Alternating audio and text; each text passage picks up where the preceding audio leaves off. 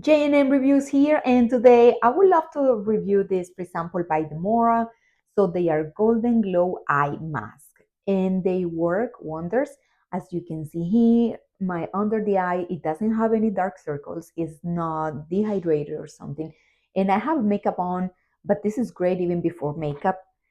So what you want to do, if you want to do it as a night routine or before your makeup, you want to get them out their individual package, and then this is how they look, and you want to put them under your eye and just lay down for 2 to 3 minutes, just that.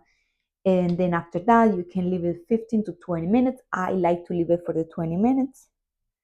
You can also put it in the fridge if you want to use them cold and let it cool down under your eye. And then after that, after 20 minutes you remove it. So this is how it looks.